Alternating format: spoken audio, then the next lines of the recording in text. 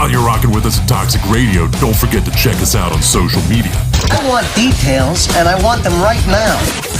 Follow us on Instagram, Twitter, and Facebook. Now you're talking, brother. Chat with us, keep up on news.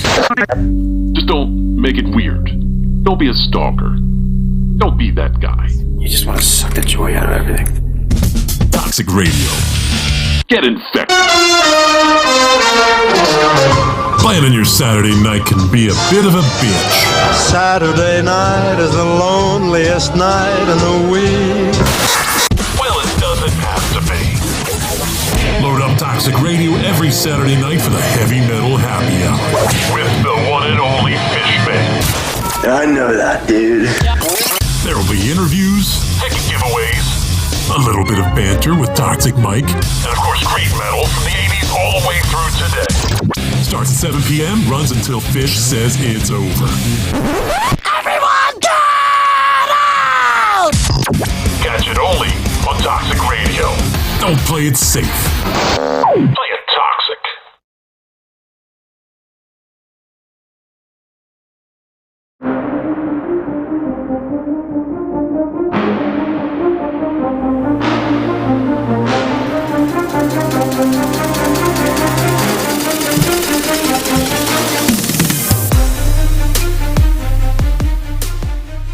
Welcome to Week 18 Wire2Wire. I'm your host, Gene Walzak, and to my right is the man, the myth, the legend, Scholastic Shally. Loud. Yeah, how loud? Is it real loud? No, you're all right. All right. Now. To my left, I got Kent State's own, Cleveland's own, College Cottrell. I should start screaming to see if Cottrell likes it too. No, I got a lot. We got a lot to go over today. We got the Super Bowl. We got to cover that because we were all wrong. We were all wrong. Yeah, we're going to talk about the Wentz shit a little bit. Outside that, we got to MLB. We're going to debut the MLB top 10 list, the right top 10 list outside MLB's crap list they keep putting out. But we're going to do it position by position, which will be really fun. We're going to start in order. So we're going to start with pitchers tonight, which should be awesome. After that, we got a little NCAA basketball action. We got cut off a little bit last week, and I want to get into that a little bit more because college basketball is in full stride, and it is awesome this year. It's really a great season. If you're not into college basketball, this is the time to get into college basketball. It's one of the best seasons I've seen in a long time. And then we're going to talk about the UFC fight. We're going to talk about, to see if Usman has a chance of losing. I think so. I do too, but we'll get into that. We got to talk about the Super Bowl first. Huge Super Bowl. Very boring. Very, very dull Super Bowl game. It was probably, look, granted, I got the game wrong. I won money on props. I won money. I didn't lose money on the game. I actually had blue Gatorade too, by the way, 8-1. But it just was a bad football game. And I wanted it, I wanted Mahomes versus Brady to be so much better than that was. And I think that losing both your tackles, I feel like we looked at Patrick Mahomes like he was Superman, and that it didn't matter he lost two of his tackles because he's so mobile and he can move around and he can just figure it out. And he hit like three guys in the face mask. Like they got two touchdowns to the face. Kelsey had two big drops too. It was bad. Darrell Williams had a couple bad drops, but I want to get your first take on the Super Bowl from the guy who picked Tampa +3, so half right. Half right. Scholastic Shally got a little Super Bowl Shally in there. What did you think about the game? To your point, I was disappointed. I mean, because I do think we all built it up. Brady versus Mahomes. We wanted this back and forth game, crazy throw after crazy throw, just a highlight reel film type of a game, and we didn't get that. We didn't get that at all. We got Tampa Bay pretty much dominating from the get-go, and I, as confident as I was, even thinking Tampa Bay was good enough to keep the game close and cover. I don't care what anybody says. They might say it hindsight, but nobody picked the game that lopsided on Tampa Bay's favor. Nobody did. But I give us credit too. I mean, you look at, I listened to the show last week and the analysis. I mean, a lot of the stuff we talked about were big factors in the game, and none more so than Kansas City's offensive line, which we talked about at length. It was a problem. I mean, yeah, I give Todd Bowles all the credit in the world. He gave a very, very good defensive game plan. And that front four just wreaked havoc all night. I mean, they were just in the backfield. They were in his face. And, like you said, he had a couple throws where it looked like a Matrix movie. Like, he was, like, literally completely off the ground, still holding the ball, and then would throw a dart, and, guys drop balls. I mean, Kelsey had 2 big drops in the beginning of the game. They were both first downs he dropped. They had a punt. And on the other side of the ball, the Tampa Bay's offense played really well. They were very consistent. They had no turnovers. They ran the ball. Fournette had a really good game. Ronald Jones had a really good game as a complimentary back to him. And the other 3 guys did their thing. I mean, it's, complete 75% of your passes and 3 touchdowns, no turnovers in a Super Bowl. I mean, probably have a really good shot of winning that game. Unless you're going against Nick Foles. I mean, listen, well, yeah. I mean, but, you definitely can't say they lost that Super Bowl because of Brady. I mean, no, definitely not. 505 yards. The one thing Michael Robert Lafferty put up there a little while ago is that next-gen stat was unbelievable. The 497 yards he ran behind the line of scrimmage. It's damn near half a mile. Like, that's insane.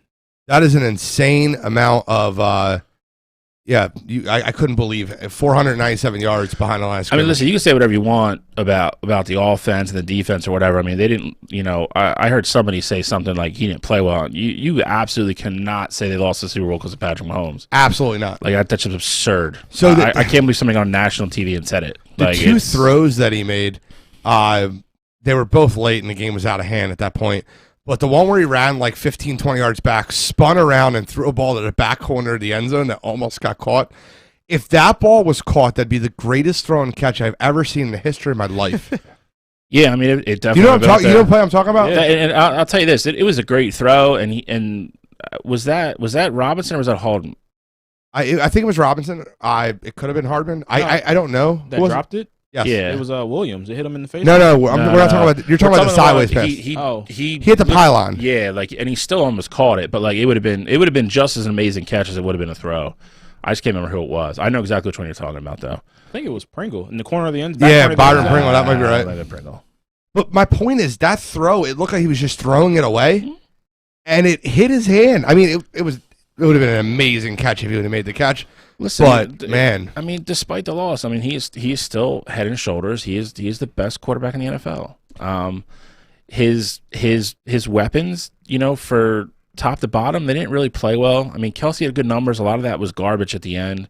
Tyreek Hill had a very bad game. Travis Kelsey went over. Yeah, he did. But his offensive line let him down. I mean, he didn't play a bad game. I mean, that kid on a toe that obviously was way worse than they let on. I mean, he had surgery on it today. Yeah, we knew the toe was bad. We did, but it was one of those things where they're like, oh, he's getting better every day, blah blah blah, and then to have it the day after the season ends, like no, like just it needs surgery, like go get it fixed. Like, I mean, he definitely played in pain then. I mean, he was in pain Sunday. Control, I'm going to get to you in 1 second. Dante Sell put something up, and I kind of want to comment on it because this was part of my Super Bowl conversation. I think the atrocious line that the Chiefs had shines a light on Seattle to give Russell Wilson some respect on what he deals with every year. Why I agree with you, Dante, I'm going to say that shines a light on what happened with Carson Wentz. Because we talk about how bad Mahomes looked behind that offensive line. Yes, you're going to hear Wentz from me for the next few years. You better get used to it. But when you talk about what he did behind that line, how bad Mahomes apparently looked, he did that with Kelsey and Hill. Now imagine taking those 2 away also. Missing 3/5 of your line, like Wentz was all season. Dillard, Johnson, Brooks, just to be clear. And take away Kelsey and Hill. I mean, yeah. We've been saying that for all since we started. You comment on, man, I posted it before the game was even final. I said the same thing. I said, you look at how good Patrick Mahomes is, you put him behind an offensive line like that, and you're still giving him Tyreek Hill, Kelsey, Watkins, all those guys, and now you can't, everybody was like, oh, man, like, look, like, what do you expect him to do? Like, he's running around and like, blah, blah, blah. Okay, well, what did you expect Carson Wentz to do under the same circumstances without all those weapons? Correct. Okay. Like, what did you expect him to do with Travis Fulgham as your wideout? Here's my man, Trell. On one hand, I definitely agree with you guys that, offensive line plays a big part in it. You're going to look different depending on who is blocking up front for you, who your weapons are.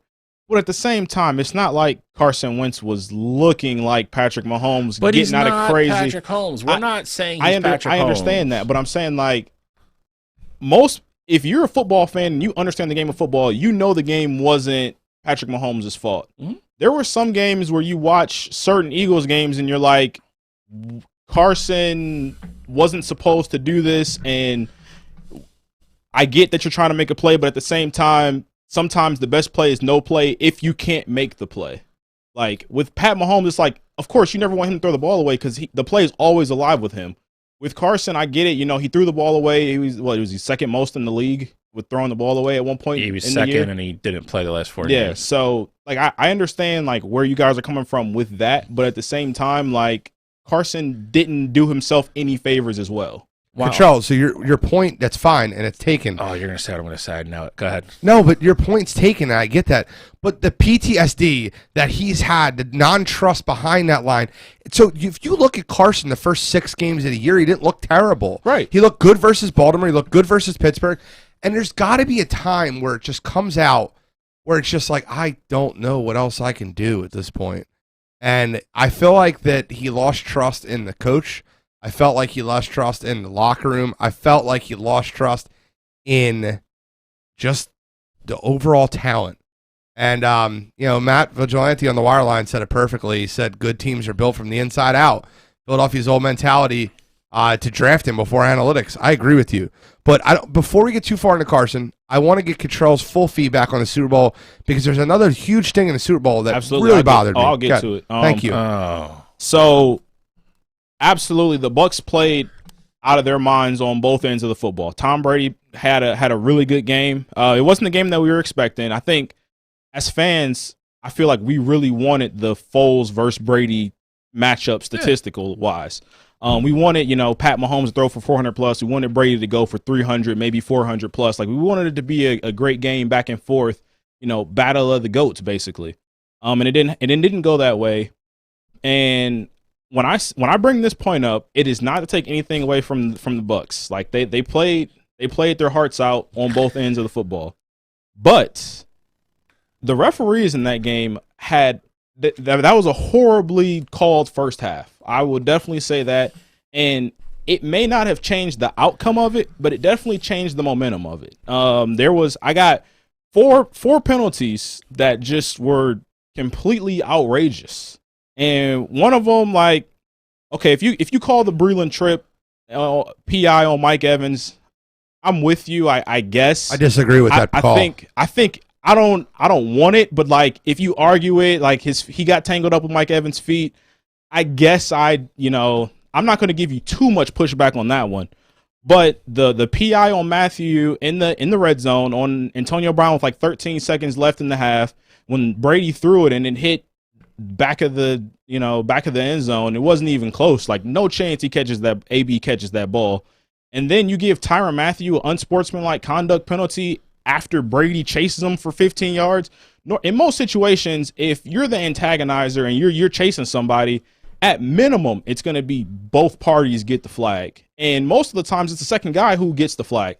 But because it was Brady, he can run after a guy for 15 yards, and they're gonna give the penalty on Matthew. And you're still missing the worst one of all. The offsides penalty? No. The first Evans one was bad. The first one on Mike Evans was absolutely atrocious. That one was bad. He literally touched his shoulder pad. And that one doesn't matter if they go offsides on the kick. So, like, they was 3rd-9, and they called PI on, was it Breland? Who was it? But it was on, was it Snead? Snead. Yeah, L'Jarius Snead.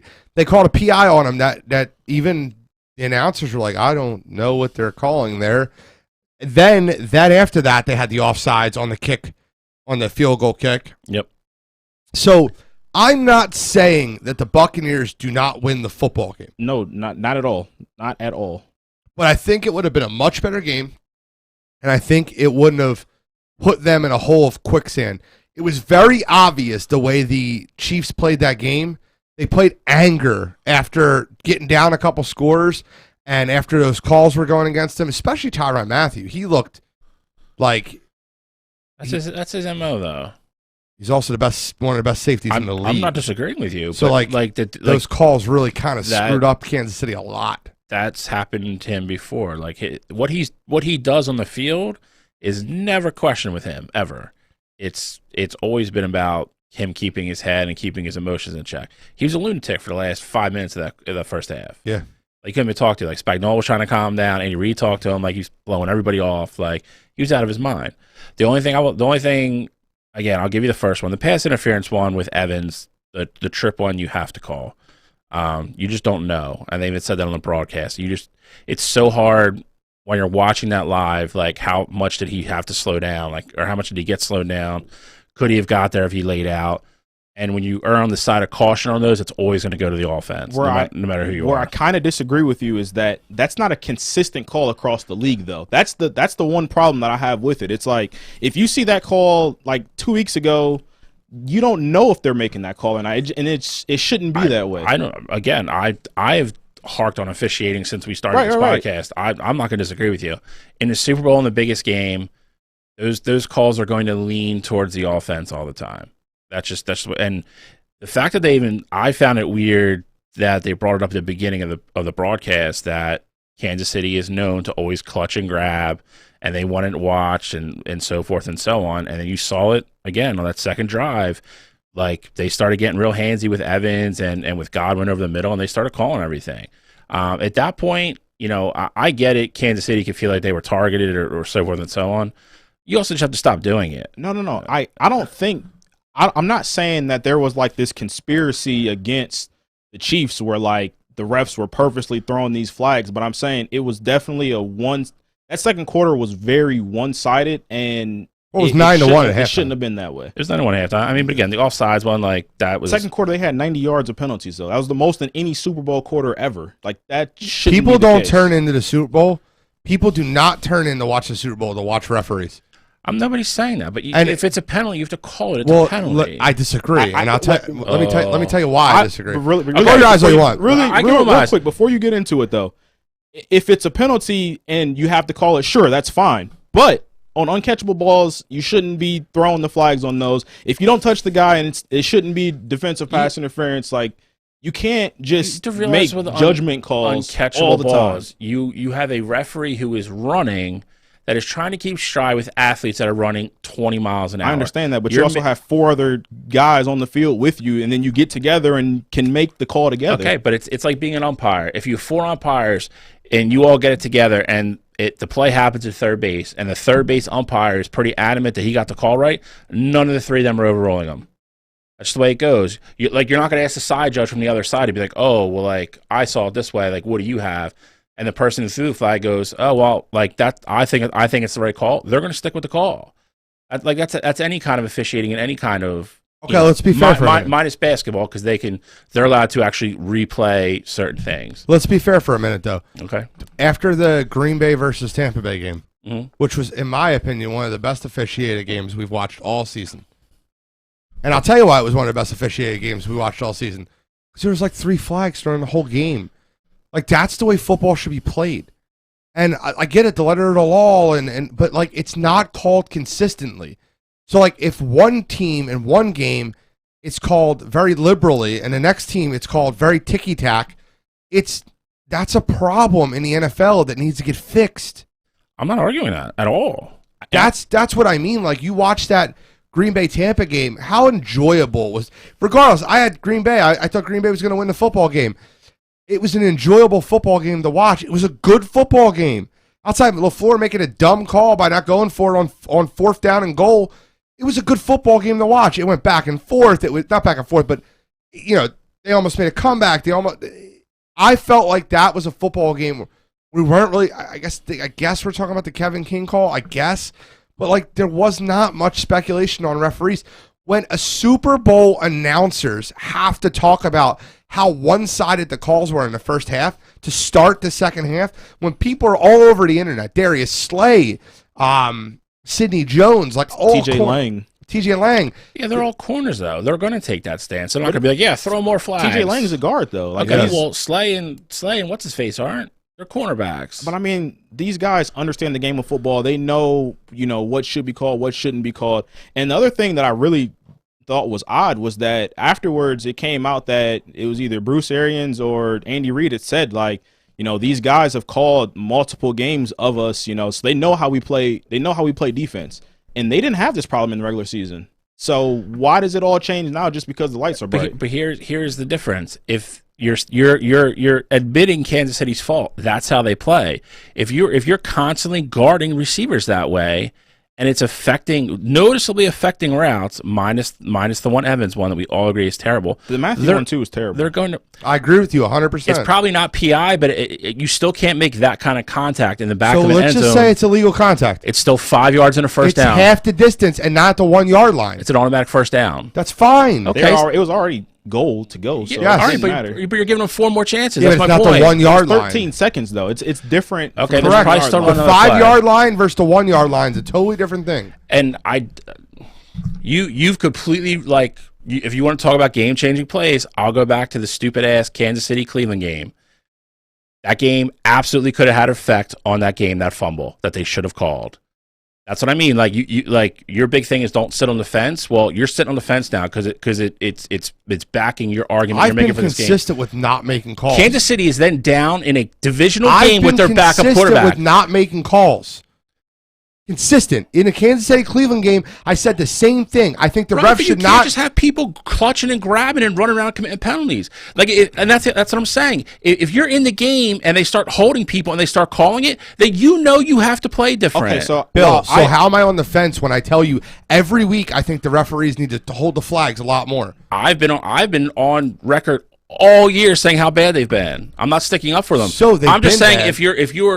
if you are running a route and you get tripped, they're gonna call it. Like I don't want to hear keep it in your pocket. I'm on the fence with you about that particular play. But what I'm saying is you have to be consistent with the Matthew one is bad. The unsportsmanlike conduct on Matthew is bad. Granted that really didn't matter. It was the end of the quarter. But that's not a consistent call. Everybody keeps leaving out the first part of the Matthew unsportsmanlike one. Yes. Of course, if you want to give him the penalty for what he did, sure. You can't chase the player for 15 yards. Any other player that chases somebody, I get it, but everybody's saying Tom Brady should have gotten not Matthew. If you watch the game, they cut it. He ran up and got in Brady's face. That's how it all started. I said if at minimum it should have been both of them. Okay, minimum, but he's still getting his, so it's not changing that call. You're kind of missing the fact that Tom Brady yelled directly at him. That's why Matthew got in his face. He came up. Okay, no. Tom Brady, after they threw the touchdown, that's fine. Yelled directly at him. Matthew was talking the whole game. That's you don't get a flag for talking. That whole thing escalated because Matthew ran and got in Brady's face. True or false? False. Okay. Well, I don't know what you're watching then. So what Tyrann Matthew said after if they just start chirping and he runs off the field, is there any penalty?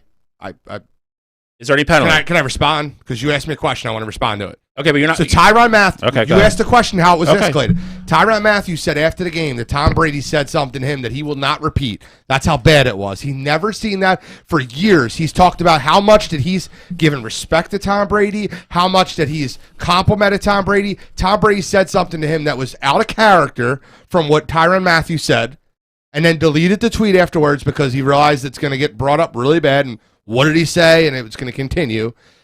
So Brady says something to him. Matthew runs over to him, puts his 2 fingers like this, puts his fingers at him, and then Brady runs after him. And it just gets called on Matthew. I think that's bullshit. Okay. Once again, if they're talking shit and Matthew runs off the field, is there a penalty anywhere? No. Thank you. I'm done. But if Brady chases him for 15 yards, Brady's not going to chase him. Won't call Brady chased him because Matthew got in his face. So that's my whole point. Where the offensive why are you switching it now? We're talking about this. It's if Matthew doesn't get in his face, nothing gets called. Period.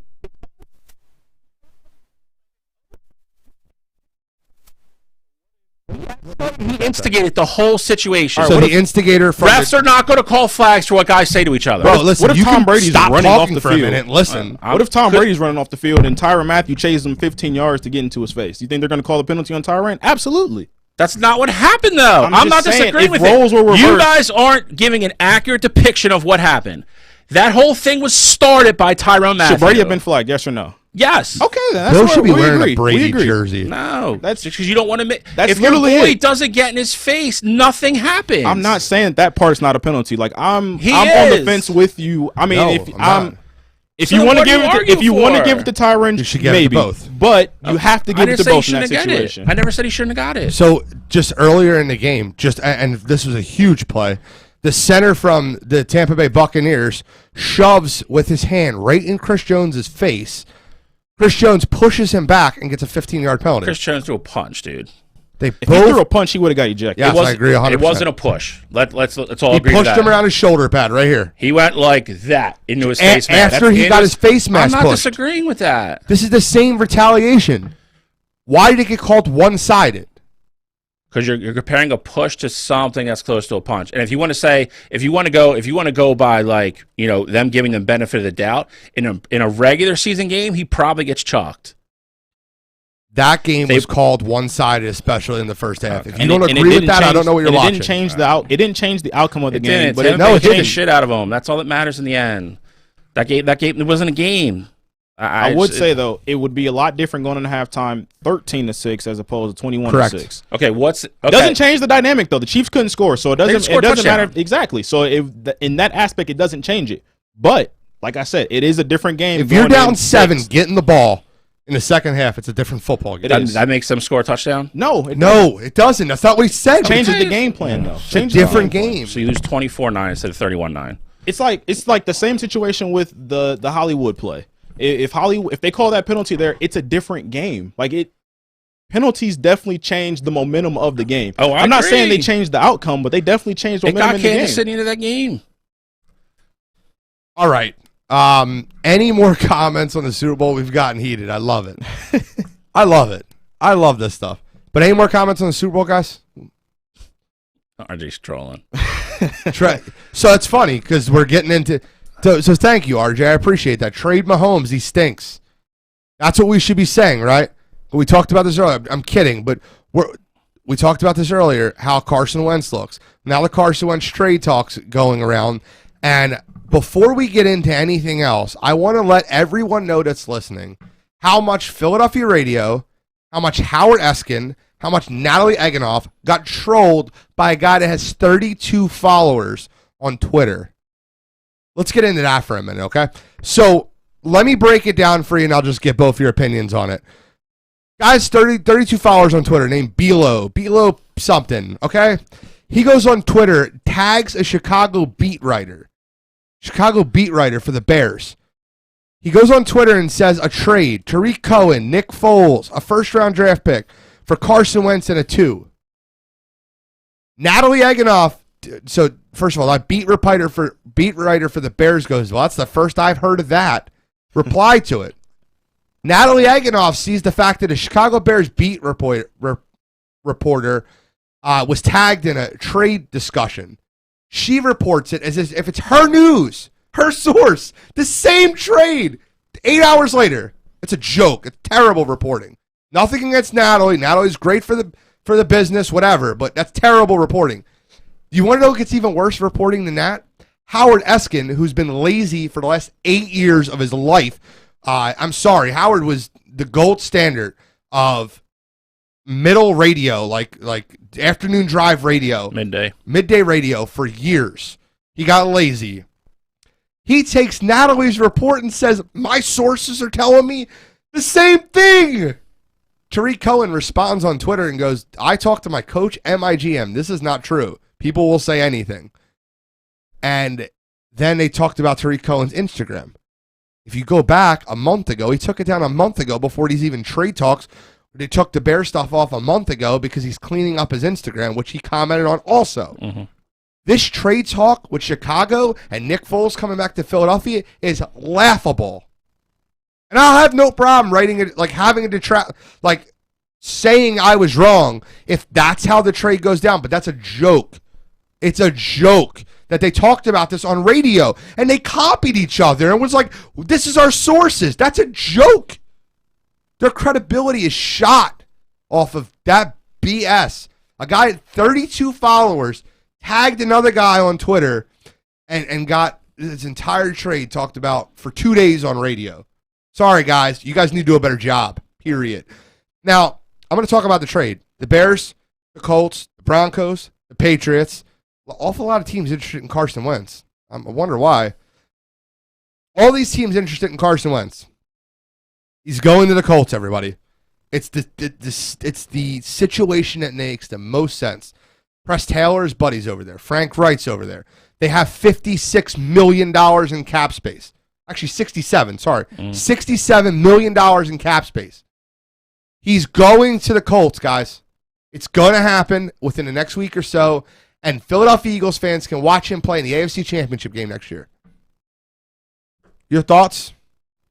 I don't think you're far off. I mean, and I said this yesterday, like in our chat. He's, to some degree, he has leverage in this because, the one thing they've all talked about is how he can renegotiate or restructure parts of his deal to go certain places and not have the cap hit. Correct. He's going to do that to go to Indy and go play for Frank Reich. Yep. It makes sense. They have all that money, so absorbing whatever they're going to absorb from Wentz is not going to hurt them. They have to sign, I believe, Bruckner. They're really good. I think that's the only DeForest. They're going to resign. They have a ton of money to resign him, and then they're going to go out on top of that. They'll probably bring Ty back on like a team-friendly deal, and then they're going to go get one of these other kids. They're going to go get, a Galladay. They're going to go get an Allen Robinson. They're going to go get one of those kids, and then I'm going to tell you what's going to happen after that. Eagles are going to cut Zach Ertz. So Zach Ertz is not going to be on this roster next year. So I know there's no bigger fan of Zach Ertz than myself. There's no shot he's on this team next year. That is one of the biggest ways they're going to save money. They have Dallas Goedert here.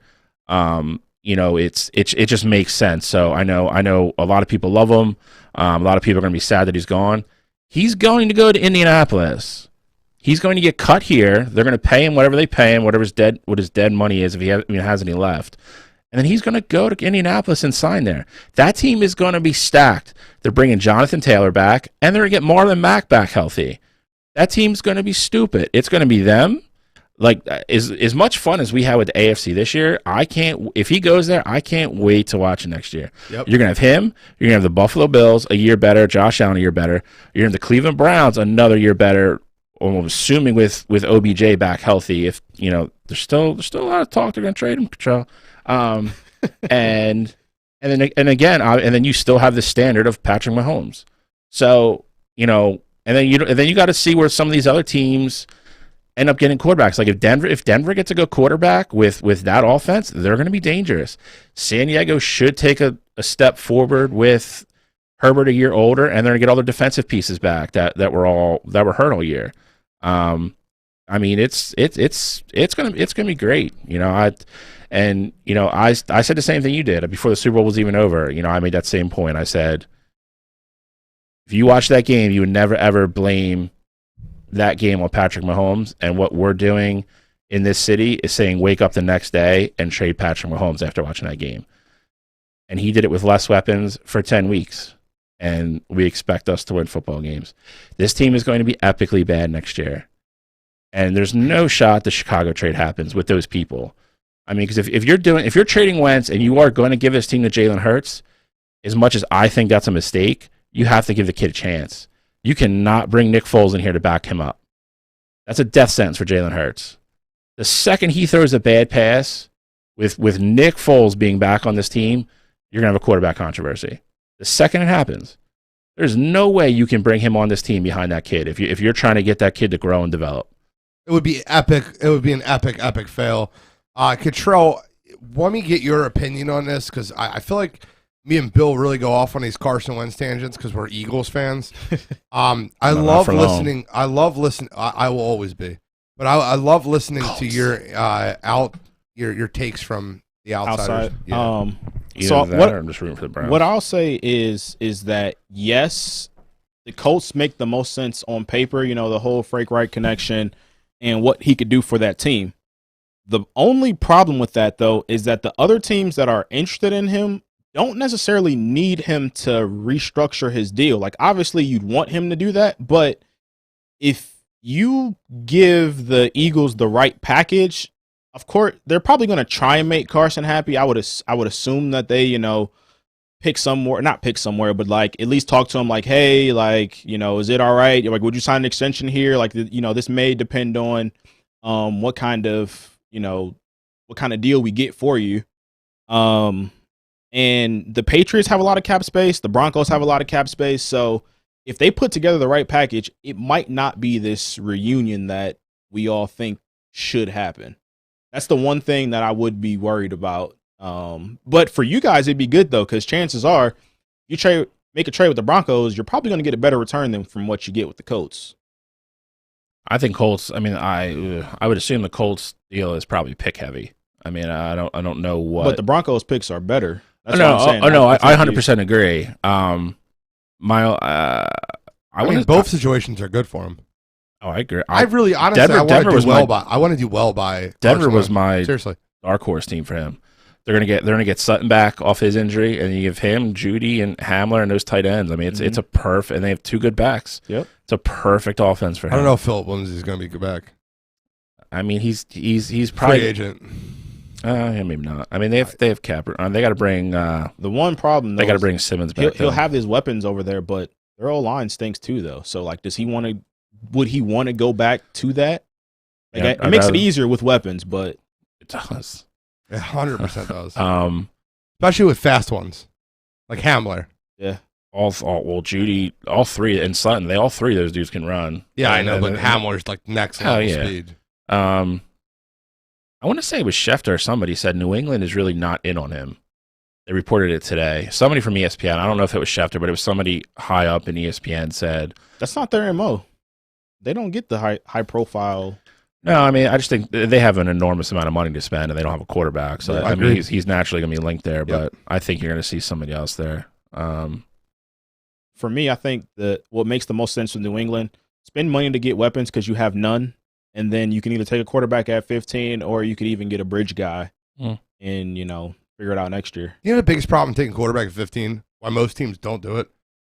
It happens every once in a while, but most times they're busts. J.P. Lossman, Dwayne Haskins, just a few off the top of the head. The reason that taking a quarterback 15 makes no sense for most teams is it's not normally your guy. You got to hope your guy falls. Most teams trade up to get a quarterback because they fall in love with one guy. Or they could do that. I mean, 15, like the Chiefs were in a range, I forgot what their exact number was, but they were in the middle of the pack range. They traded up to 10 to get Mahomes. So, like, you could still get your franchise guy. I know Mahomes doesn't grow on trees, but you can still get your guy without having to give up too much for it. Speaking of that, did you see the report Zach Wilson's being compared to Patrick Mahomes coming out? Yeah. Yeah, it was on ESPN. It's a little much. Ryan Clark who said that? Yeah, Ryan Clark said that. A little much. Apparently that is, what the Jets are deciding between. They're either going to keep Darnold and draft a weapon, or if they're going to let him go, that apparently they're taking Zach Wilson. That's the word coming out now anyway. So I got a long time between now and then. I'm sure we'll talk a lot about the draft. Yeah. I just feel like that the Carson thing's going to happen before our next show, so I wanted to get that out. I feel like that makes too much sense to happen. Like sometimes things just make too much sense to happen. I think that's one of those things. That you're right. You're talking about the Carson and the Colts. Yep. So the thing that kind of I don't believe Howie wants to do right by him either. Like I think Howie's a scumbag. So there's no part of me that doesn't believe Howie wants to send him to Chicago in that shit offense, which is similar to ours, and then him struggle there and be like, "See, told you guys, he sucks." Like, because that's something Howie would do. Yeah, something Howie would do. It's factual. God, I can't believe that guy's a job. And then you could back it up by saying, well, Chicago's first round picks is going to be higher than what Indy's are, so that's why we did. Well, if you're talking about futures, yeah. Problem is, Chicago needs to cut a lot of payroll to be able to absorb Carson. And Carson, at that point, if he's like, I'm going to go here and get killed, I'm not restructuring my deal. I want my money. And then that's the only reason I don't think Chicago happens, because then it just grinds to a halt. No, Tua is the starter in Miami. RJ, I wish Fitz was. RJ's on the wire line. Fitz the starter in Miami. I mean, it should be. But Tua might not even be. Who knows? Well, if they trade him for Deshaun. All right, so we're about to take a turn into one of, I think, all of our favorite times of year. Pitchers and catchers report. Yes. MLB baseball is in. So what we're going to do is weekly between now and opening day, 7 straight weeks of a top 10 list. We're going to do it in order. Pitchers, catchers, first, second, third, short, outfield. And then we'll add relief pitchers in the last week. I think that this is going to be super fun. And are we doing outfielders all together? Or are we separating outfielders all together? Ooh, that's going to be good then. Because there's going to be some studs left off that list. 100%. That's what makes it more fun. Second base is going to be a boring week. But we'll get into it. Maybe do second relief pitchers the same day. I agree. So we did pitchers this week, and we all created a top 10 list for MLB pitchers. And I think we all have the same number 1. You want to do it 10 to 1? Yeah, I'll say absolutely go backwards. All right, so we'll go backwards. We'll go 10 to 1. I'll start with mine because I'm, you guys, I'll give a start. Let's go around the horn. You want to do all 10? Like 10, 10, 10? Yeah. All right, we'll do that. Yeah. So for 10, some people might think I have him low. Some people might think I have him high. This guy's bounced around on all lists, is the Ayatollah of Aaron Nola. I have Aaron Nola 10. I think he pitches in the toughest division in baseball. And he constantly puts up ace numbers. But I don't think he has top of the top 10 stuff. So, I don't think he has whatever. We'll get into it stuff. Yeah. Who's your 10? Go ahead. Oh, you want me to go? Yeah. Whatever. All right. So you guys kind of made me question a little bit. I'll say I want you guys to know my 11 and who I think will be 10 by the end of the year is my man baby Thor, Noah Syndergaard. But for my 10, I go with Louis Castillo. That's going to be my 10, and I'll pass on over to you, Bill. Thor's going to have 5 starts this year. And he's going to be lights out. Listen, I love Thor. If he's going in the playoffs, it's a different story. But yeah, I love Thor. You can't. So Thor's one of my. I hate days in the Mets. One of my favorite pitchers in baseball. Agreed. Number 10 for me, I have Blake Snell. Just to be clear, I don't have Snell on my list. I have Snell just outside my top 10. So Snell would be my 11. Now with Nola, I agree with you. He's not top tier, but I believe he's the top of, and by top tier, I mean the guys we're going to say, the last 2 or 3 guys we're going to say. I believe that next group down, though, I believe he's top in that group. So not bashing. I think 10's too low for him. I think that's fair. I think some people don't have him in top 10. Yeah. For my 9, I have you, Soldier. No, I'm kidding. I got you, Darvish, and I got you, Darvish, going to a pitcher-friendly ballpark, and I think that he's going to have a great year. So I have you, Darvish, at 9. Control, who you got 9? I got my man, Mr. Regular Season, Clayton Kershaw at 9. I think he still's got enough squeeze in him to pump out one more really good year. And he's consistently good in the regular season. So got Kershaw at 9. That's fair. I'm curious with Kershaw. I know sooner than later, and this is the dude's a legend. Yeah, Doc Holliday, same thing. Yeah, we're gonna have that fall off a cliff year eventually. It's gonna be Doc Holliday. Yeah, so just a matter of when it is. But Kershaw, I probably have it 12 or 13. And the guy that I'm gonna say next is pretty much in that range on most people's list. I have him a little bit higher. I don't even know why I like him so much, but every time the Cardinals are on and he's pitching, I watch. The kid's got great stuff. He's still young. I think he's going to get better and better as that team gets better. So 9 for me, I have Jack Flaherty. Okay. So for 8, I have Giolito. Giolito plays on a bad team, and I think that he's got great stuff. So I have Giolito 8. I got Aaron Nola as my 8. You have Aaron Nola higher than me. Mm-hmm. I have the aforementioned Yu Darvish at 8. So you have Darvish a little ahead of me, too. Okay, so I feel a little better. Shalley's got Darvish ahead of where I have him. Because some people question Darvish being on the list. Nah, he's really good. I agree. So for 7, I have one of my favorite pitchers, and I almost put him higher. Walker Buehler. Love Walker Buehler. I love him. I've been a big fan of him. He won me some money in the World Series. You got 7. My 7, I got Yu Darvish. So everybody's got you higher than me. That's good.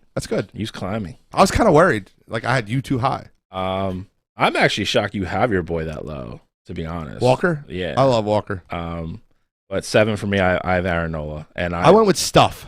Well, it's funny you say that because I love Aaron Nola is like a throwback guy to me, kind of. He is. He's got a great curveball, and then he's just going to throw that 2-seamer and that changeup to death, and you're just going to beat the ball on the ground. So, yeah, Tom Glavinish. Yeah. I mean, that's who he reminds me of. I know he's not left-handed, but he reminds me a lot, very, very much of Tom Glavine. He's got better. I would actually say like pure stuff. He's got better stuff than Tom Glavine. Did you guys see that comment? No, I didn't see it. Put it back up. It was I think Chris Hackney said, "Isn't it crazy that Clevenger isn't even in the starting 5 for the Padres?" That is. Yeah, I mean, it's a good comment. Sunshine's good too. He's coming off an injury too. Yeah. Sunshine. It's funny though. Like, I went back and forth between Nola and who my 6th guy is, and stuff kind of came into it, which is why I went the way I did. But we'll get to that in a second. You went Castillo 10, right?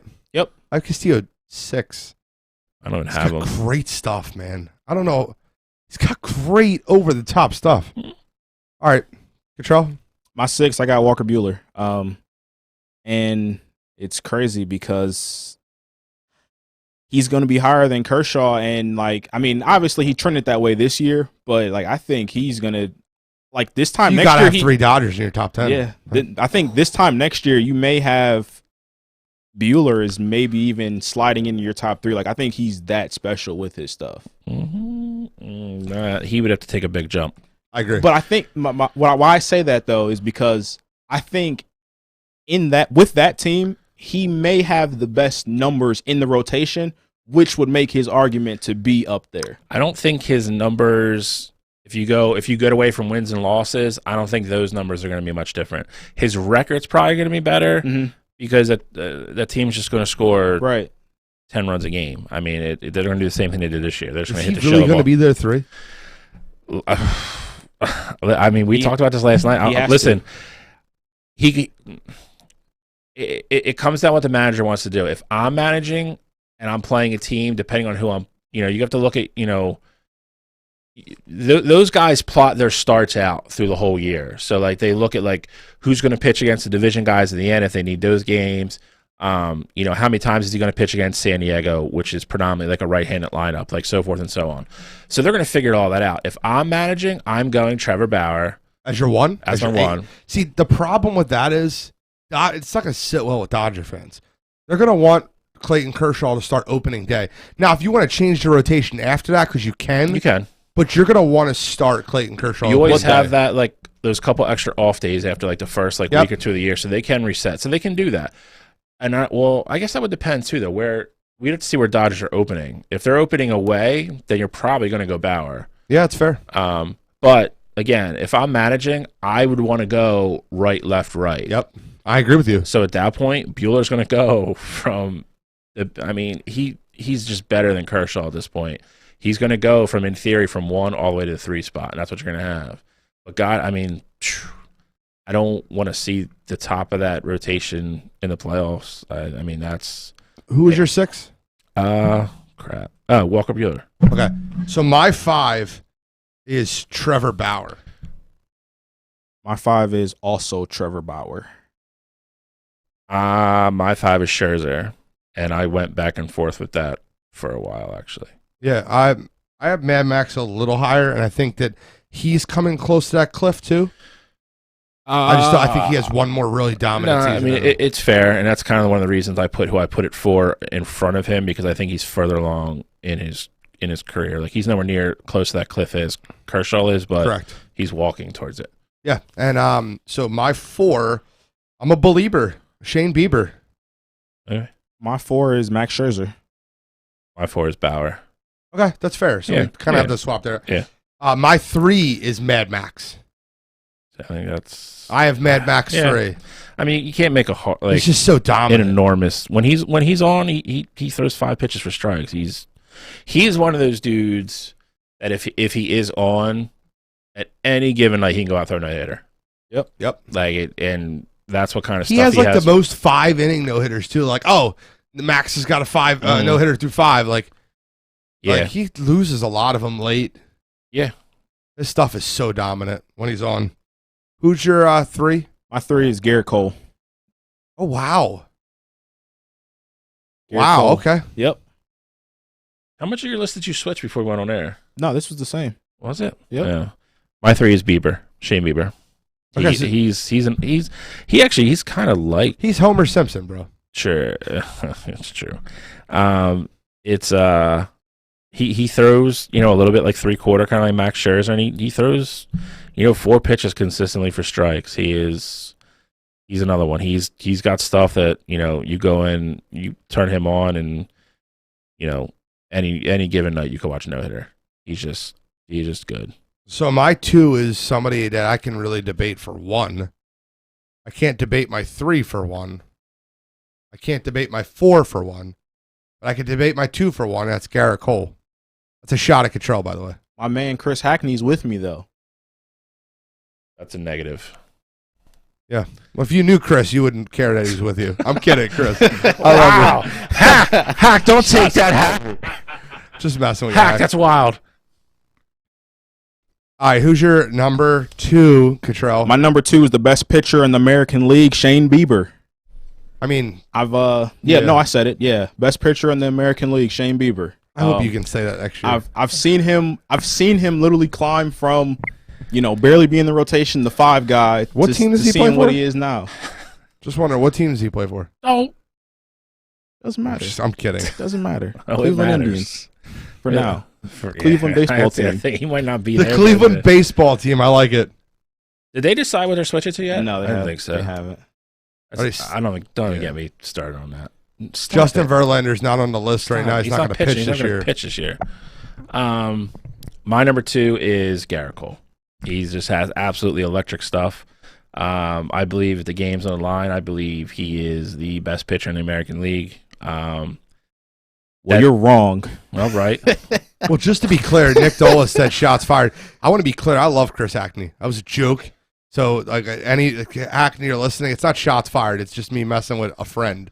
Hackney's probably trying to hack our Facebook page now. Yeah, right. All because of you. Garrett Cole. And he went to the Yankees. No, I'm not. Listen, I hate the Yankees. Yeah, I don't like the Yankees either, but you got to give his guys No, credit. I will. He's at 3. It's not like I said he was just terrible. The kid is just He could be 1. Stud. Yeah. I mean, see, it's yeah. I mean, it could be. I mean, but 1 is We all have the same one. We do. I just think, and this isn't even a shot at anybody. I think there's a considerable gap between who we're about to say and Garrett Cole. Everybody knows who we're about to say. If you watch baseball and you don't know, you know the one name that hasn't been named. If you watch baseball and you don't know who we're about to say, then you don't watch enough baseball. Jacob Degrom is number 1, and he is by far, and played on a bad team for a few years, and still puts up dominant numbers year after year. Cy Young back-to-back years, right? Yeah. Yeah, back-to-back Cy Young. I mean, come on. I think he won the Cy Young with a losing record. Yeah, first time ever. Yeah, because his ERA was like 1.8. Real quick though, do you guys see? I mean, I know like it's a division rival for you, but do you guys see the Mets being like legitimate World Series contenders this year? Yes. No. Yes. Not now. If they would have got the people they thought they were going to get, maybe. They didn't get Springer. They didn't get Bauer. They were 3rd in offense last year, and they added Frankie. See? 3rd in offense. Still no pitching outside DeGrom. They get Syndergaard back. In like July, bro. They're going to be 13 games out in July. It's not going to matter. As long as they're in the hunt, they make the playoffs. Listen, if they got Springer and they got Bauer, and now you're throwing DeGrom, Bauer, Marcus Stroman, and then Syndergaard when he comes back, that team's a problem with added Frankie at shortstop. They didn't get it. They didn't get any of those people. I think the Mets probably have the 4th best odds in the National League to go to the World Series. If we really looked up I could be wrong, but I would go Atlanta's Dodgers, Dodgers, Padres. And it'd be really close between them and the Cardinals. Look it up. It's probably close. That's what I'm saying. So you the Nationals are above them. I think the Mets are above them. Oof. Did you see the simulated? I know those things are a joke, but did you see the simulated wins and losses? No, they had Atlanta 4. They had the Mets 1. 95 wins. They had them scoring more runs than the Yankees this year. Yeah, that's why I don't listen to simulations. What do you want to see? The odds to win the World Series. No. World Series? Well, I mean, all right, so odds to win the National League pennant. Yeah, odds to win the National League pennant. All right, let me you can go to a World Series odds and just see how far they are down the National League teams. That's not, you know what I mean? That's probably easier list to look up too. Degrom is just electric though. Like I hate the Mets. I hate them, but they have two guys that like if I'm watching on like a Sunday and they're the game of the week and Degrom or Syndergaard are pitching, I'm watching the game. I love watching both of them pitch, especially Degrom. He is the best combination of power and precision in the game. He can throw any one of his 3 or 4 pitches wherever the hell he wants, and he throws them all hard, and they all move. And they all move late. I mean, he is just dominant. He's as dominant as anybody we've seen in a long time. That's not right. He said that's not right. We'll wait for him to get a better list. Yeah. This one had the. Let's see. Let's give it the benefit of the doubt here. I'll get your act together. Absolutely not. So, Mike, I told you to prepare this before the show. Throw it on the screen. I'm just kidding, Mike. I'm just kidding. All right, so I got the odds here. All right. I just wanted to mess with Mike a little bit. Dodgers plus 177, Padres 422, Braves 550, Reds 550. Reds? Who's after that? The Cubs at 1217, and then the Mets at 1633. Damn. No shot. Is this from last year? I'm just kidding. Why are the Reds that high? I don't get it either because they lost Bauer. Castillo, he's just going to win every game. I guess. They do hit the hell of the ball, though. I guess. Central's kind of. We're going to do this every week. Next week, we're going to do catchers. I can't wait. The MLB season is so much fun. And, we're going to get fans back in the stands by June. Hopefully. Dog days of summer. Mets need to hire a better training staff. No one stays healthy. Wish Carrasco went anywhere but there. Hackney on the wire line. Carrasco. Yep. So that's another pitcher they have. I mean, I don't want to be like the bearer of bad news, but I mean, he could stop pitching in a heartbeat. So. Okay. Well, that was really Dark. devilish. Yeah. It wasn't as dark as you saying Alex Smith shouldn't win shit. You didn't care about his leg. Hey, listen, we should have lost his leg. Get rid of it. All right, so real quick on that, though. Oh, no, you're going to double down on this. Teddy Bridgewater didn't win Comeback Player of the Year, and he almost had his leg amputated. So, like, hey. Backup quarterback all year. Hey, you told me the stats didn't matter. He didn't play. He threw for like 100 yards that year. If the stats don't matter, the stats don't matter. He did win that year, though. Keenan Allen and Jordy Nelson. I looked it up. Wow. I mean, the stats didn't matter except the fact that the guy was a starting quarterback on a playoff team. You could have made that team a playoff team. See Hackney put a little on the Blue I Jays. like them. They're still a pitcher away. They're just going to be. They have to get past Tampa Bay and the Yankees. We're talking about the Blue Jays for people listening on the Apple Podcast, Spotify, iHeartRadio, Stitcher. Download Wire2Wire. Let's go. Shameless plug. Oh, dude, I wear this. I bought like 6 of these. Oh my god, dude, why? Why would I market anybody else's stuff? I see you to market anybody else's stuff. Yeah, Wire2Wire. Let's People go all day. Have questions when you wear the same shirt every day. I don't care. Call me dirty. All right. Wire2Wire all day. What else do you want to talk about MLB? We got a couple minutes. I mean, we got to talk about Bauer's contract. I mean, 3 years, $8 billion. And he can opt out whenever. After the second year. Oh, I thought it was after the. It's after the second. Okay, I thought it was year by year basis. That's what I mean. I mean, I said right before we came on the show. I think he might. They win the World Series this year. Next year, he might. Because he's a dick enough to do it. I love him, but he might opt out and be like, "You can pay me more, and I'll come back." I mean, it's a very team friendly deal, but I mean, it's I think it came down to he thinks they had a better chance to win there, so he took a lot of money on a short term deal and went there, and he's going to put his eggs in that basket. And again, they stay healthy. What team has the best chance of knocking him off this year? That's fun, right? I think it's the Braves. I think they have the hitting to get through that rotation. The thing with the Braves is you're going to have their pitching staff needs to stay healthy. They were all banged up last year. If Max Fried and all those guys stay healthy, they don't have like an ace per se, but they have like 5 number 2s and number 3s. And then Acuna, Freeman. I mean, yeah, that team hits. I mean, you know what the problem with the Braves is? What? You have to come through a friggin' shithouse row of teams to win the NL East. The problem is you can know the 2 teams that are going to be left in the NL West. There's probably only going to be 1 or 2 teams that are going to contend in the NL Central. There's team, 4 teams in the NL East that can compete. The only team that's going to suck in the West is Colorado, though. Okay. And San Diego. Arizona's not going to be that good. No, I mean, but they're like, if they play 18 times, they're going to win 6 to 8 games. 8's a little stretch. 10 and 8. It's division, My point being is, when you look at the Braves, the Nationals have a good chance of winning the division. Mm-hmm. The Mets have a good chance of winning the division. And the Phillies are only going to get better. I like how you put that. What do you want me to say? Right. No, I want you to be honest with it. And that's honest. Right. That's honest. I mean, we're going to, I know, I guess we'll do the Phillies preview like the week before, like opening day. Yeah. But, I mean, I'm not. They're both. So they're all right. So if they had a formidable bullpen last year, they could have they easily could have won the division. Mm. Their bullpen was atrocious. Then they signed 4 relievers.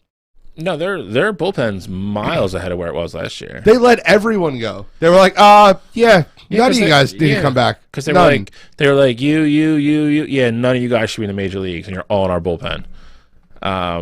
They signed 4 solid relievers. I'm fine with that. You still just have gaping holes in your lineup.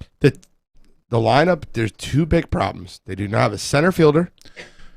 They have none on the roster. Don't tell me Scotty Jetpacks or Roman Quinn. I don't want to hear that. We're not getting that from me. And I don't know how they're going to keep trotting Andrew McCutchen out in left field. I agree with you. You're one of the few people that agree with me on that one.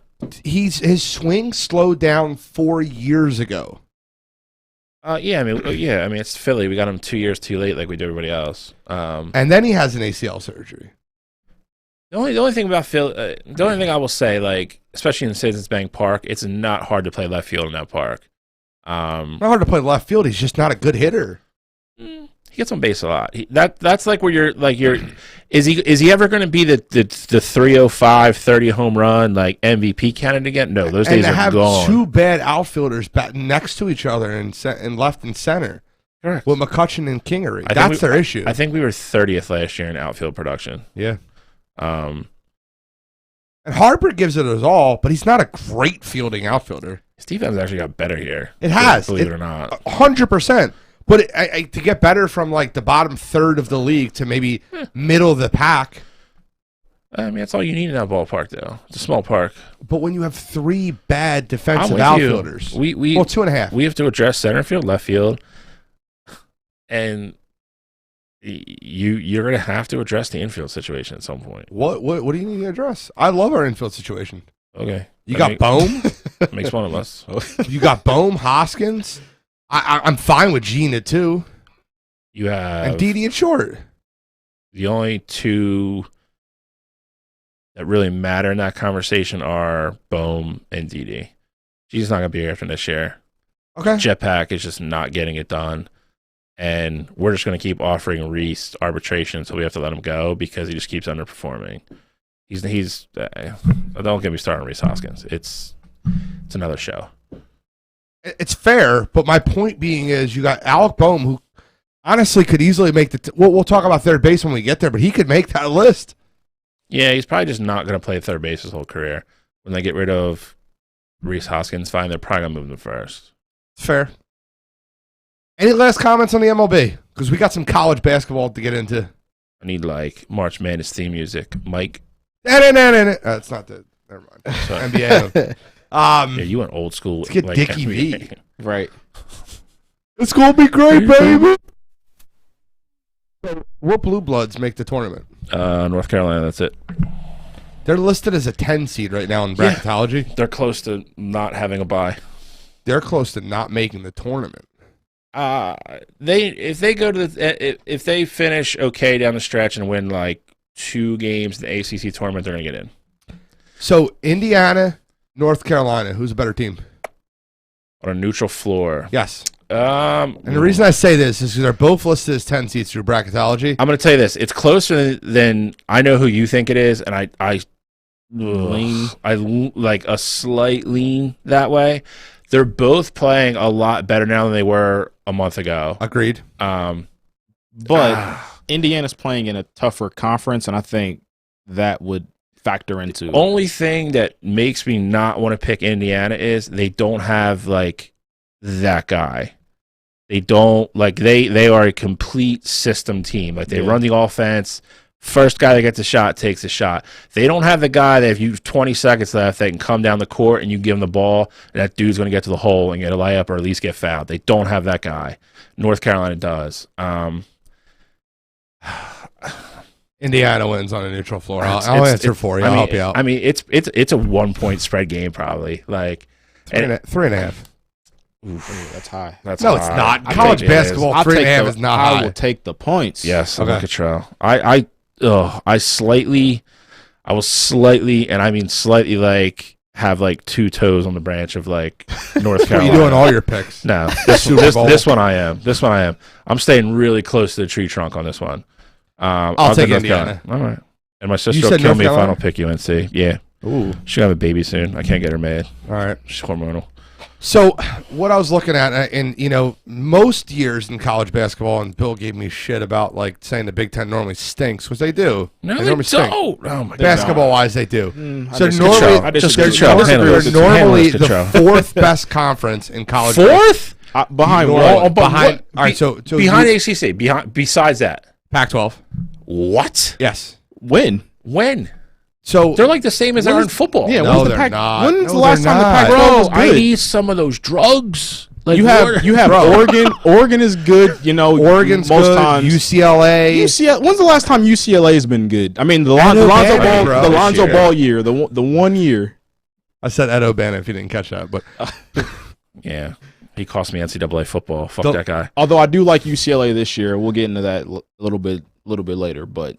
No, UCLA, USC. Yeah. That's like it though. Like you're talking about 2 or 3 teams in Arizona usually. But they're about to fold that program whenever this investigation Arizona for the last 10 years has probably put together a better repertoire than any. That's good. They were paying all their kids. Like they're not okay. So Arizona was like a 2 seed. They had Aaron Gordon there, and you thought that they were going to do something. They were out like second round. Like they're frauds too. Help me out real quick, okay? So and the Big 12 would be the third one. I said that it's normally better than the Big 10. They're not even better than them this year, though. But it's close, though. It's very close. That's your argument. But I would say top to and this is top to bottom. I agree with you. Top to bottom, it's Penn State or Big 10 because you have like usually like this year it's a little bit of an off year, but you have like TCU and like Iowa State and like those programs that are absolutely terrible usually, and that is the one thing that helps the Big Ten is their depth. Like there's like who's the worst team in the Big Ten this year? Like Northwestern probably. Yeah. And they started out hot and they have a couple big wins. And they still have like 4 or 5 conference wins. Purdue's ranked, yeah. Purdue's like 20. So I'm looking at the conferences this year, and it's the Big Ten and the Big 12. They're the 2 big conferences this year in the NCAA. So my question would be, let's like make a little fun. We were talking about the 1 seeds last week. Mm-hmm. And both 1 seeds with Villanova and Houston got bounced during our show. Yes, during our show. So Ohio State looks like they're sneaking in that 4th 1 seed. They are the 4th 1 seed right now. It's very close. Mm. You don't think it's close? They have 4 losses. I think they have 5 quadrant 1 wins. I follow that, but they're a 4-loss team. Villanova's a 2-loss team. I understand. I mean, they're already higher in the rankings, though. So I agree with you, but if Ohio State might not win their tournament, is that fair? Yeah. Okay, so Villanova wins their tournament. Ohio State loses their tournament to a higher-ranked Michigan team. Who gets the 1 seed? Depends where that happens. Yep, I agree. If they lose in the championship to Michigan, by 15 points, it won't matter. If they get to the championship, they're going to be the number 1 seed because the Big East is terrible. I agree with you. But my point being is it's right now it's looking like Ohio State is the 4th 1 seed. There probably won't be a conference winner that makes a 1 seed then because Ohio State and Michigan are going to play each other. Maybe. You can't have two teams that are 1 seeds with one team that didn't win the conference. So Ohio State needs to make the conference championship in the toughest division right now in college basketball. They have to make it. For them to get the 4th 1. I'll be honest, unless they fall in the bracket where they're going to play Michigan before the finals, it's going to take a decent sized upset to beat either one of those teams right now. Ohio State's playing really, really well. I think they won tonight. Just to be clear, just 2 weeks ago, Wisconsin was a 5.5-point favorite versus Ohio State. And it was an upset for Ohio State to beat them. Now, get it, Ohio State's playing really well, but things can change very quick. No, they can. And again, we're saying as we sit here now, but as we sit here right now live on air, I think they're comfortably in that 1 seed right now. But that's not project. So, like, we're trying to project. All right. So, are we projecting or are we talking about now? Right now, they're a 1 seed. Yeah. But my point being is, if we look at this in a month from now, who are your 1 seeds? Who do you think they'll be? Because this is where Villanova, which I'm not big on Villanova. You guys argued me down that Villanova is better than I think they are. Because right now, the bracketology, which is, I love looking at this, like the pre-bracketology, has Villanova playing Indiana probably in the second round. And I think Indiana might knock off Villanova. I don't think Villanova's that good this year, and they're my team. I love Villanova. I love Jay Wright. I don't think they're that good. I agree with you that I think they're overvalued, but I do think they're better than you think they are. That's fair. I want them to do better than I'm going to make some money this year, though, on brackets this year, betting on the Big Ten and the Big 12. They're better basketball teams than everyone else. I won't disagree with that. I mean, you have Big 12, you have Baylor, who, again, I think... Best team in college basketball. I think they are the best team in college basketball. I really wish that game with Gonzaga didn't get canceled because I really would have liked to have seen... I know it was still early in the season, but they both had like 5 or 6 games under the belt at that point. I would really like to have seen how they both matched up in that game. Mm-hmm. I agree with you. I would have loved it. Baylor for me is 1, and that's not a shot at Gonzaga, and I do think Gonzaga is going to make the Final Four this year. Well, Gonzaga just took their biggest test and they won the game by 11. Yeah, I know BYU's nothing crazy, but right. By the way, if you can't tell, I love college basketball this year. I can't get enough of it, man. I cannot get enough of it. What? So we got you on the boat. Oh, 100%. I'm normally on a college basketball boat. I'm not on a college football early? Boat. Correct. This yes. early? Yes, correct. Yeah. That's fair. When you pay attention to it this time of the year is when it makes you a crap ton of money at the end of the year come tournament time. Because a lot of these people are like, oh, whatever. Like, and you're like, no, like, I know for a fact, like, this 6 seed is going to get smoked by this 10 seed. And we kind of hit on it a little bit last week. Like, the fact that there aren't really any, I mean, you have, like, Cade Cunningham's and you know, players like that, Jalen Suggs. But Cade plays on not a bad Oklahoma State team, but, like, that team can't score when he's not on the court. And it's not like... They're tough, though. It's not like how it has been in the past. Like, it's not like Zion Williamson, John Morant, you know, Lonzo Ball, De'Aaron Fox. Like, these aren't, like, household names. John Morant, you know, these aren't just guys that you just know as, like, casual fans. Like, hey, yeah, that guy's for sure going to be a number 1 pick. Like, it's fun because you just don't know what's going to happen any given night. Here's the teams you got to watch for in the Big 12. You need to watch out for West Virginia and Texas Tech. West Virginia constantly plays good basketball. It's because they Bob play good Huggins defense. If you do not play defense, you cannot play for Bob Huggins. Love him. What's great about him is he reminds you, like, when I played, like, in, like, middle school and stuff, like, he still runs, like, full court traps, like, the entire game. And it's crazy to watch these college kids just get, like, just confused out of their minds. They throw the ball in the 10th row, like, they just throw it to the other team. Like, it's crazy. He hasn't been running a lot of full court traps all game, but there'll be times in that game where he'll run it. He'll run it. Especially if they're going like a run, like an 8-0 run or like 10-0 run, then he'll start doing it, and then, like, that's how those games get out of control. Yep. Texas Tech's another good one. They're both probably going to be 3 seeds. They're both maybe even a 2, depending on how they finish, and again how far they go in the tournament.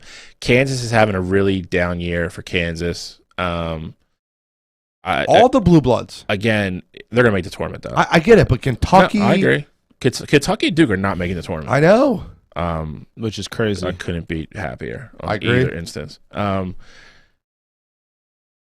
telling you, if you get, you know, if you're the 1 or the 2 seed and Texas Tech or West Virginia in your bracket, you're not going to be happy about it. It's not who you want to see. Bro, the most fun bracket is going to be the last number 1, because I think you might end up getting a scenario where you get Ohio State, Villanova, and Texas Tech in the same bracket, which creates so many fun matchups. Depends who because the best number 2 is going to go in the weakest number 4. So if we're saying it's Ohio State, you would get you're either going to get Nova or you're going to get Houston. That's going to be your two. That's my point. Yeah. How much fun is that bracket going to be? Listen, the tournament, I'm with you. Like Nicky Dulles is the man, by the way. Keeps kind of chiming in on the wire line. Nick, I love you, brother. Thank you. I've watched so much college basketball this year, even more than I usually do. Same. And I can't wait for the tournament. I can't wait for the conference tournaments. Really? They're good. I mean, it's the Big Ten tournament is going to be the Big 12 too. Yeah, Big 12 too. I think there's going to be more upsets though in the Big Ten. Correct. Like, listen. Ohio State or Michigan. I mean, like, there's enough good teams. Like, one of them might get bounced. Right. Like, if Michigan State's could be like the 9th seed in the Big Ten tournament this year, that's crazy. That's how deep that league is. Rutgers looks good. Penn State looks good. I think Rutgers got smoked tonight, though. Yeah, they did. Like, imagine going up against like Wisconsin, and then you got to go up like against the Illinois. Round, you got to go up against You had Illinois to or see Iowa that coming, next though, round. that Rutgers lost after Iowa lost 2 straight games. That's why I took Iowa tonight. I was like, Yeah, there's no way. it's an easy one. They've lost 4 out of 5 though. And Rutgers actually started playing well again. So I mean, it's just on the road. It's a tough game. All right, so final college basketball point, and then we're going to get to UFC. I love college basketball right now, though. Let me just get. All right, calm me down, Gene. Just so everybody knows too, we are going to do. We haven't figured it out quite yet, but we're all definitely three of do a us. wire-to-wire bracket. Yeah, we're going to do a wire-to-wire bracket. We're either going to, do it together, or we're all going to do separate. Definitely separate. I don't like you guys that much. Facts. We're definitely doing separate. All right, I want to separate. compete with you, bro. What I'm saying is against the listeners, so I guess they're going to have to beat one of us to be eligible to win. And we'll get into that more down the road, but we are going to have that. That'll be a lot of fun. By the way, error that we made last week, you guys both told me his name was Luca Garza. It's Luke Garza. Who the hell said Luca? You guys said it. No, last week. you said Luca. We said it was Luke. Get him, Kershaw. Get him. All right, I'm just making sure I'm Yeah, not check wrong. the tape. We will. We'll check the tape. You want to check tape? All right. What's our final point? I have sleepers if we want to do that.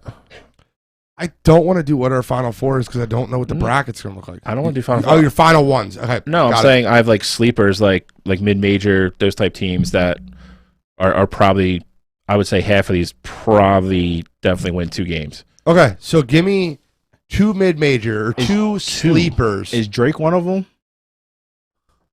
Oh, I love it. See? Jesus, we writes to me.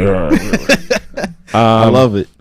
All right. So, do you have any? Or do you want me? We didn't talk about that. All right. Be prepared for the show. All right. Well, we have Drake, so I'll give another one. Then we'll go back and forth. We don't have to go back. I was just wondering if you had Drake. I did. Drake's actually number 1 for me. Okay. I have Drake. I have Loyola Chicago. Okay. They don't look as good as they did the year they made a huge run. Who? Loyola Chicago. They've been pretty dominant this year in the conference. I mean, I don't know if this team is as good as it's definitely not the magical run team. Correct, but they're good. Sister Jean, she's still kicking. She's around. She's gonna throw some holy dust on somebody. They're gonna lose. I got Boise State. I got Toledo out of the MAC. St. Bonaventure, and then my favorite one. They've been playing like a week and a half because I got shut down because of COVID. But it's Winthrop. Hold on. Winthrop is going to beat somebody. Hang on. They're not Throw that last comment up there. Not to hate the Drake. The last comment up there. Oh, God. The troll is checked in. Can listeners buy in? I got Rutgers in the Final Four. I'll give you odds on that. We always have to have the troll check in. Bill, Mike, let me ask you a question. I'm asking producer Mike.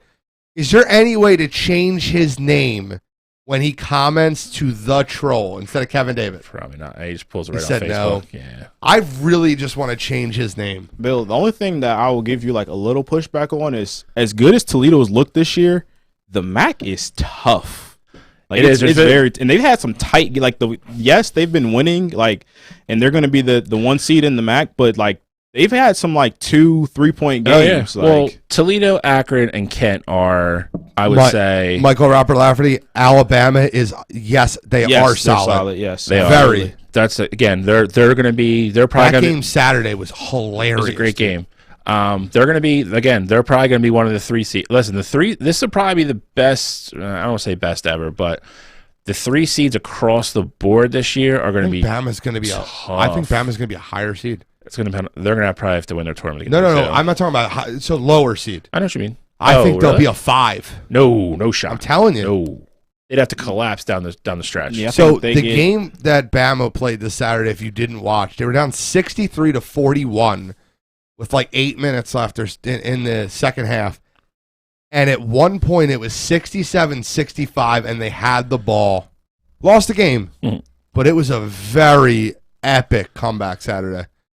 This is what I mean with college ball, like these game of runs, man. If you get the right run at the right time. All right, continue. I apologize. You were going into Winthrop was my last one. I mean, I'll obviously, you guys have seen it too, like with like the stupid, like crazy, like parlays I do all the time. But like these teams are like, I've watched a lot of basketball from these teams this year. Winthrop is going to be like a 10 seed, and they have no business being a 10 seed. They should be like a 6 or 7 seed. They're going to beat a big name program in their first game that they shouldn't. It really depends on who they play, though. Can you imagine if they play like a Iowa, not Iowa, but yeah, well, Iowa could be a 7 at this point. They rank a Big Ten team. I got what you were saying, like a good Big Ten team. Like, here's my thing. Like, if it's like what we talked about earlier, like if it's like Indiana or something like that, what about Wisconsin? Wisconsin's not gonna be that low. So Wisconsin might not be that low, but Iowa could then. Iowa could be a 7. They're not all going to be top 5 seeds. Iowa's better than Wisconsin, though. Yeah. One of them's going to get bounced early. Iowa, Wisconsin, the Big Ten tournament. You got to realize. Then they're going to go as a low seed. You go like 5. So if you're going to the 5 seed, you're saying you're somewhere around 20th in the country. Just stupid math to do it that way. Iowa's not going to be that low. Iowa's going to be a 4 seed at worst, unless they continue to lose after tonight. I think Wisconsin would be the one that would be like I'll tell you who's top 25 team that could be there, or maybe even Purdue. Purdue could probably be a 6 seed. I was gonna say either Purdue or Minnesota. I could see either one of them. But like Minnesota on a neutral court, I will bet money on Winthrop. That's fair. They're good. They have these 2 little guards that just get to the hole, dude. They're good. Okay. So college basketball, we got to wrap up, but we will be talking about college basketball for a while. And I can't wait to get the wire-to-wire brackets. For the couple people that messaged me, yes, we are going to start talking about the Flyers. I promise. Just not this week. Just not this week. We're done. Football's over, minus the trades and, when we do. Yeah, the 40 minutes of football we're doing every week. Yeah. It's going to be filled with NBA and NHL, just to be clear. Yeah, so it's coming, I promise. All right, so we got a big fight this weekend. Usman versus Burns. Excellent. So the question that everyone is asking, can Burns win the fight? I think it's a definite yes. I'll start with Cottrell. And he'll go first. Yes. I know what your thoughts are. That's why I wanted to see what his are. Yeah, I mean, Burns will definitely have a shot. This is a guy who's, he's on like a 4, 5. He's on a nice little fight win streak. His last win was against Tyron Woodley, where he looked really good. Granted, Tyron Woodley's looked really bad in most of his last fights. Gave up. But with that said, though, the key for him is that he doesn't want to get into a striking match with Usman. Like, you don't want to stand in the pocket with the Nigerian Nightmare. Like, do not want to get in a clinch with the Nigerian Nightmare. I don't think he minds striking with him. I don't think he wants to strike with him either. I'm on the same page. I think his best bet is to just go, try and control the pace of the fight, and then shoot when possible. Because his best bet is going to be to try and submit Kamaru. That's what I think. That's how he wins. Kamaru does not have a one-hitter quitter punch like Gilbert. While I understand that, he doesn't have it. He can also break bones in your face like how he did Kobe. That's what I mean. Why he doesn't want to stand in the pocket with him. Bill, good. I think me and you see this fight very similarly. I'm a little bit different than Cottrell on this one. I think between the two of them, Gilbert is definitely the more dynamic striker. Usman's going to be able, with his size and with his length, if his game plan is what he wants to do, he's going to sit there and jab him to death and keep him at range, so he can't shoot for takedowns. Usman's got to do a lot of Bernard Hopkins stuff. Like if he can clinch with Gilbert, put him against the fence, dirty box him, all that kind of stuff. That's not good for Gilbert. I think Gilbert, with his head movement, he's definitely the quicker of the two. I think if he can pick his shots, get in and out, and then get a takedown here and there, that's when I think that fight gets very hairy. Usman is not going to want to be on his back. And I think that's bad news for him if he is. It says, like, it just sounds weird to say. I think Gilbert has more ways to win this fight than Usman does. That doesn't sound weird. No, but it sounds weird when you're saying the champion has like less ways to win. Like that's Usman's a big favorite in the fight. It's not as big as I thought. He's minus 220. I mean, Connor was 310. No, I follow that. I thought it was going to be bigger. That's all I'm saying. I didn't look at the line until the other day, and I thought it was going to be more lopsided than that. But yeah, I mean, they were training partners for a long time. Yep. Jesus, can you stop knocking the damn table? They're friends. And like they were saying, they're like, has Gilbert, showed Usman like all his, jiu-jitsu and shown him like what to do, or does like Gilbert does that give Gilbert does Gilbert know where all the holes in his ground game is? I definitely don't think Gilbert's going to knock Usman out. I think he has to get him on the ground. If he can get him on the ground, I think that really turns the tide towards Gilbert. If it's a stand up snooze fest, and I think Usman might hit him in the face with a jab 300 times, and I mean I think that's the potential to be a crappy fight. Let me just preface this by saying I hate Kamaru Usman. Can't stand him. He's one of my least favorite fighters to watch. Do you not like him personally, or you just don't like him? You don't like watching him fight? Like his style of fighting. Okay, I don't like it. A lot of people don't. I think it's a very boring style. I think that the fight that he got thrown in with Jorge, I know it was last minute that Jorge took the fight, but I hate his style, that dirty boxing clinch. It's not flash. It's not even it's just an ugly style of fighting. He just wins rounds, He man. put on a does. clinic against Colby, though. Like, that fight was very entertaining. I was rooting for him versus Colby because I can't stand Colby even more. I can't stand Usman. Right. But, I mean, that fight, though, I thought that was a very entertaining fight. I mean, it might be entertaining to watch Colby get his face punched in 5 rounds. That was the entertainment in it for me. Exactly. It's like you love watching people like him that get fight shut got up. so hyped up because of Colby's alter ego, persona. It's not his alter ego. He is really a dick. Actually, that's not what I've heard at all. Actually, because I've only reason I say that is if you listen to Rogan and all the guys he has come in there, they all say he's the nicest guy in the world. It is absolutely 100% shtick. I mean, he's a big Trump guy. I mean, that's real. But a lot of the stuff he does is, it's literally just it's for shtick. It's just for show. It's WWE stuff. But I mean, Colby's not. I mean, Colby's a good fighter. I mean, Colby's a great wrestler too, though. That doesn't mean you're a great fighter. Though. No, I know. I'm just saying, Kamaru really didn't have too many issues with Colby in his wrestling. Yeah, I want to see Kamaru versus Masvidal with a full camp. I don't. Why? I want to see Masvidal versus McGregor. Throw that last comment up, by the way. Unless Masvidal's going to 155, we ain't seeing that fight. So, your boy Michael Robert Lafferty on the line. My boy. Stylebender is the best Nigerian champ the UFC has. That's a fact. Best fight we see in a while was Holloway versus Qatar. That was a banger. Banger. It was. It's a perfect word for that fight. All right, so who's your pick on the fight? And we're going to move that. You got to be kidding me. He's 100% right, by the way. And I can't wait for that fight. Who's going? Who's your you?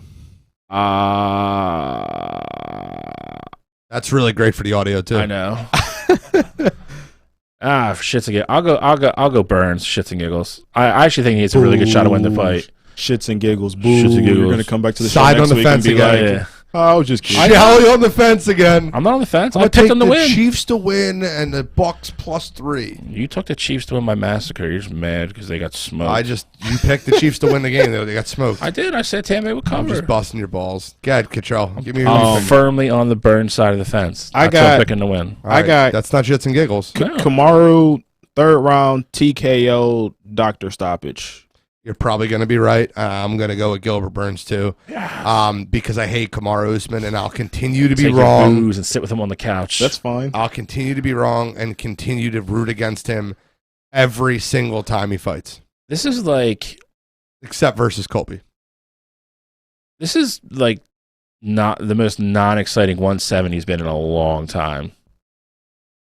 A long time. I feel like there was no even real build up to this. Like I didn't see much of them talking beforehand or Their build-ups have been really weak recently. yeah. Well, I mean, I feel like everybody's just like going through like the withdrawal of the whole Connor Dustin thing too. That's fair. All right, so you got to be kidding me. Control. All right, so my you got to be kidding me this week is Major League Baseball. Rob Manfred's at it yet again, with his, he's got to be the guy who comes in and just changes stuff. 7-inning doubleheaders. I know this was, done before, but like they're keeping the 7-inning doubleheaders and then the extra inning runners on second. Like that's just not what baseball is. Like if you've watched the game for, forever, it's exciting to see games go 14, 15 innings because people can't score. Pitching is just that good. And then you have these, outfielders come in and, they have to pitch for, an inning or however many outs. Like that's part of the game. And I understand with the whole player safety, but I just think there was a better way to go about this. And so for that, Rob Manfred and MLB. Come on, you gotta be kidding me. Love it. Hey, Rob Manfred. I just don't know why they won't fire him. Scholastic. I'm gonna go player safety, but in another sport. We're gonna change channels here and go to really while we're on air, bro. I'm going with Adam Silver. So I've said this before with college football, and a lot of the stuff they did was for money, and at the end of the day, they didn't really care about the kids. This is the same kind of thing Adam Silver's pulling with the NBA right now. All year long, all we heard last year was the bubble. This year, they let the people, everybody travel. You gotta get tested every day, so forth and so on. The whole thing was this year, they're trying to limit the exposure. They don't want to cancel games. They don't want to do this. Some of these arenas have fans in them. These owners are making money now. So at the beginning of the year, there was an agreement there was going to be no All-Star game. You have a lot of these teams coming off short breaks from the bubble because the season ended early. They were going to give them a full week off, let everybody catch their breath. And now all of a sudden, because everything's going well with these teams, now they have an All-Star game. Now all of a sudden, COVID doesn't matter. Testing doesn't matter. They're not worried about all these people meeting in one city and then going back to their teams and possibly spreading it to all their teammates. It is strictly a money move. I am tired of all these talking heads get on TV, get on these networks, do whatever they want to do and say, we are so concerned about the safety of all of our players in the league. You don't. You care about your bottom line. You care about making money. That's all the All-Star game is this year. You've already seen LeBron. You've already seen a bunch of people come out and say it's a joke. They shouldn't be going. Who from the Kings said it was stupid? De'Aaron Fox. Loved it. Literally just like, I think it's like, he didn't pull any punches. He was just like, it's dumb. It's stupid. We shouldn't go. And he's 100% right. Give the guys off. Give them a break. They're already stressed out enough from playing, getting tested every day. So again, at the end of the day, the almighty dollar wins. They don't care about these damn players. They just want to make money. They want to put the All-Star game on TV. I really hope, and I think there's a chance it happens, I really hope LeBron behind the scenes just tells everybody to opt out of it. And I think it would be great if they did it, if they just stand up and say, we're not playing. So for this week, it's Adam Silver in the NBA for me. Come on, you gotta be kidding me. So I'm going to disagree with you there, but we'll talk about it on a future show because we got time. Fine. Mine is Philadelphia sports media as a whole. And you've seen all week, at least the last 2 days, every radio station ever is talking about the Carson Wentz and Nick Foles coming back to Philadelphia. I understand that it's good radio. It's shoddy reporting, and it drives me nuts that every time I turn on my radio station, the 76ers are playing great. The Flyers are playing well. Villanova's a 1 or 2 seed, but yet all I have to hear is these mythological trades for Carson Wentz and Nick Foles coming back to Philadelphia. It's a joke. It's bad radio to repeat itself. I understand the concept and the fun concept of Nick Foles coming back to Philadelphia, but what I don't understand is how you can take such poor reporting and use that as a shtick for 2 days on 4 different shows. It's terrible. So for that, Philly sports media, come on. Come on, you gotta be kidding me. That's a great episode this week, guys. Week 18, we are wire to wire. Who has a fun any exit this week? Any comments? Anything fun to talk about? I got mine. You got anything? Nah, not this. Do you want to week. get it on mine now? You want to make your pick? I'll go. All Okay. right. So here at Wire2Wire, we do cover all sports, including motorsports. Oh, Jesus. I don't know, Jesus me. It's Oh, redneck yeah, time, baby. It's redneck I got a time. pick. So the best race of the year this weekend opens the NASCAR season, Daytona 500. I got a couple messages. I shamelessly do not care, and I watch it. I'm proud to admit it. So I will, Left turn. left turn. Left turn. That's right. You Left turn. take a Sorry, left turn at $1.85 and let me know how you do. I won't. So a lot of NASCAR you bet like in groups.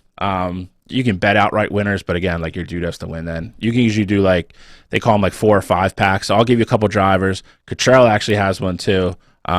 So I would say if you mix or match any one of these guys, I'll give you Denny Hamlin, Ryan Blaney, Chase Elliott, and Martin Truex Jr. I think one of the 4 of them, maybe Cottrell's guy, is most likely going to win this race. I'll give you one outlier, one long shot guy. Is Kurt Busch. He's a very good plate restrictor race. He won the race a couple years ago. He's always in the top 5 at the end. So if you're going to go long shot wise, I would tell you to bet Kurt Busch. So if you want to lay some money down and have some fun, watch the race on Sunday, pick one of those guys. It'll make watching the race way more fun.